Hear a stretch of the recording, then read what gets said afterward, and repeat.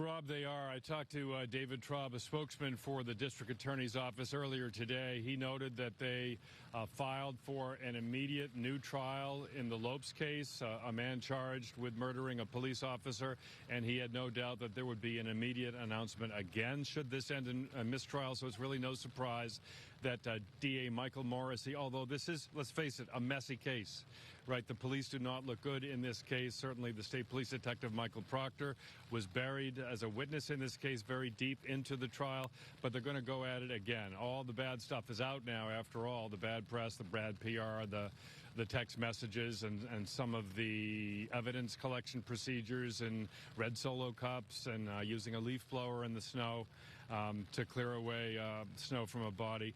That's all out. Like, the bad stuff's out now, so I think they feel like for the family, they're going to do this again. And Peggy O'Keefe, you got to feel for her. She is the mother of John O'Keefe, this Boston police officer who was found dead on a lawn in Canton in late January of 2022. She was blowing her nose, wiping at her face as this verdict was read. Paul O'Keefe, who's been the Rock, this is John's brother, sort of hung his head. I've been in communication, too, with other friends of John O'Keefe, and they said, you know, this was going to be a worry, that if this was going to be a mistrial, this would be very, very hard on the family. So we've got to keep the family in mind. Certainly Karen Reed has her supporters. I saw people whooping and hollering and basically jumping for joy down the street, saying almost as if she had an acquittal. But this is not over for Karen Reed. There's going to be another trial, and under the state statute involved here, that trial has to begin within 1 year. So by this time next year, Karen Reed will be on trial again. Will it be second-degree murder? Will it be manslaughter while drunk driving? Will it be leaving the scene of an accident causing personal injury or death? That remains to be seen, but one might think the same three charges would be filed. That's up to the DA, Michael Morrissey, in this case. And Jonathan, you were there when they were first deciding this initial jury. They're going to have to do that all over again. It was a tough process in the first place, but now it seems like a lot of folks in that area really do have a sense of this case. Are there any senses yet about the difficulty that this is going to be, finding a jury who has heard nothing about the Karen Reed case, or at least could set aside any opinions they might have? You know, Rob, that's the thing, right? You hit the nail right on the head there. It's about setting aside your opinions. Whitey Bulger went on trial. I had the good fortune, in a way, of covering that one. Everybody had heard of Whitey Bulger. You could not find a juror, even if you went into a different jurisdiction, if you tried to take it out into Western Massachusetts. It would be hard to find a juror that hadn't heard of James Whitey Bulger. But the question is, can you set aside whatever you've heard, whatever you've read, and be impartial? And then it's up to the lawyers to decide who can do that. So that'll be the case here. You're right. More people will now have heard of it in the coming year than had heard of it when we did jury selection several months ago. But it's going to be interesting to see what happens. And Tom Hoops brings up a good point. Do they change strategies? Does the witness list change? You know, how do they go about this? Alan Jackson, for one, lives in Los Angeles. He's a busy guy. He's not going to be able to make the next hearing. Judge Cannone wanted to get another hearing on the books very quickly. That'll happen in about 3 weeks. I believe it was July 22nd, she said. Only David Yannetti and Karen Reed will be here for that hearing. Jonathan, I'm not sure if you've heard the sound, but we want to play it one more time for our viewers of when Alan Jackson and Karen Reed left the courthouse along with the defense team. Let's listen to the sound that they spoke just a few minutes ago live here on 7 News. Folks, this is what it looks like when you bring false charges against an innocent person. The Commonwealth did their worst. They brought the weight of the state based on spurious charges, based on compromised investigation and investigators, and compromised witnesses. This is what it looks like. And guess what?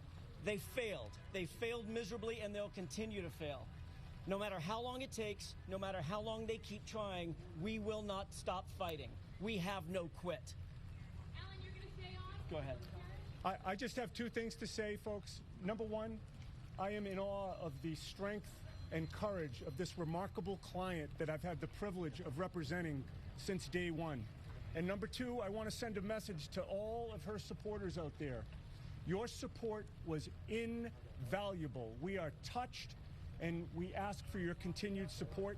I'm not from Texas, like my colleague here, I'm a Boston kid, but I'll repeat what he said, which is we ain't got no quit.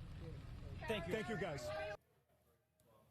They notably did not take any questions there as well after a mistrial was declared in the Karen Reed murder case. They seem like they are ready to fight on. Jonathan, if I could bring you back in here. After listening to that sound, you weren't able to see the video, but Karen Reed hugged one of her attorneys there. It seems almost happiness in a sense that this is ended here. What is your takeaway from the sound you just heard from the defense attorneys? Well, there's no doubt. I'm not a lawyer, but I think this is going to go down as a victory for Karen Reed because, after all, her life was on the line here. She could be the one that would be put away in prison for decades if there was a guilty second-degree verdict, even perhaps life. If there was no possibility of parole given by the system at that point. So I think it's a victory for Karen Reed, but it's not a not guilty. So this happens again. This nightmare is not over for her. It's not over for the O'Keefes, and I have no doubt when Alan Jackson says we don't have any quit in us, that's been the case, right? Their whole media strategy was interesting. Like, I've never really been able to throw questions at a defendant after each day of a trial, never mind a defense attorney. That just doesn't happen in this state very often. So their strategy was to say, hey, you've done nothing wrong. You hold your head up high. You come into court. You don't hide your face, and you can talk to the media. She even did a more extensive interview with one of the networks. So that was an interesting strategy, which changed last week when all of a sudden she had bodyguards.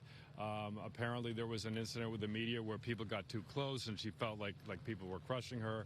So they changed the whole strategy, and now all of a sudden there was no access. And they didn't take questions today, which is really different for them. So I do note the change in strategy by Alan Jackson, David Yannetti, and Elizabeth Little as well. Jonathan, thank you for your extensive reporting on this. You have been in that courtroom every single day for the last couple months. We